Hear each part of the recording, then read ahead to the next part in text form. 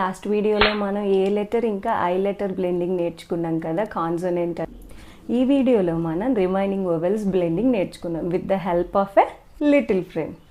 Hi parents and friends, welcome to Phonics One Channel. First vowel you word నేర్చుకుందాం. You ఏమంటుంది? A. Come on blend చేస్తావా? A. P. Up. మళ్ళీ A. P. Up. Okay, good. Next letter వచ్చి ఓ. ఓ ఏమంటుంది తల్లి? O. Okay, కమాన్ blend చేద్దామా? A. T. At. మళ్ళీ A. T. At. Okay, next letter వచ్చి ఐ. ఈ ఐ ఏమంటుంది? E. Okay, go. Ip. Ip. Ip. Ip. ఎలా చేయాలో చూసాం కదా.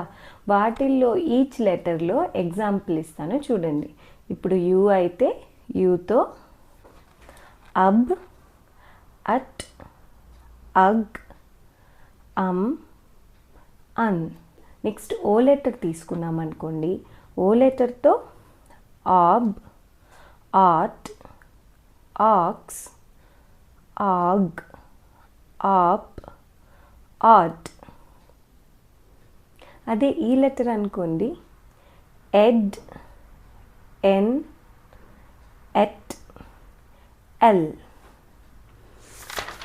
సో ఈ లెటర్స్తో మీరు కాన్సోనెంట్ అండ్ ఓవెల్ బ్లెండింగ్ లేదా vowel and consonant blending practice చేపిస్తే వాళ్ళకి నెక్స్ట్ 3 లెటర్ చదవడానికి చాలా ఈజీ అవుతుందన్నమాట. ఒక 1 వీక్ ఇలాగ ప్రాక్టీస్ చేయించారనుకోండి, తర్వాత వాళ్ళకి 3 లెటర్ వర్డ్స్ చదవడం చాలా ఈజీ అవుతుందండి. మీకు ఒక టిప్ చెప్పనా, పిల్లలకి ఎప్పుడైనా సరే స్టోరీస్తో యాక్షన్స్తో చెప్తే ఏదైనా ఈజీగానే గుర్తుంటుంది. అలాగే ఆల్ఫాబెట్స్ నేర్పించేటప్పుడు కూడా నేను కొన్ని హ్యాండ్ గెస్చర్స్ చూపించాను కదా, అది వాళ్ళ మైండ్ కోఆర్డినేట్ చేసుకుంటుంది. ఈవెన్ మీరు సౌండ్ చెప్పకపోయినా ఊరికే వాళ్ళతో ఇలా అన్నా కూడా వాళ్ళు అదే సౌండ్ గుర్తుంచుకోగలుగుతారు.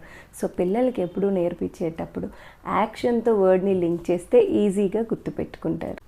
నెక్స్ట్ వీడియోలో మనం 2 లెటర్స్ బ్లెండింగ్ తర్వాత 3 లెటర్ బ్లెండింగ్స్ ఎలా చేయాలో చూద్దామా, with the help of a little friend.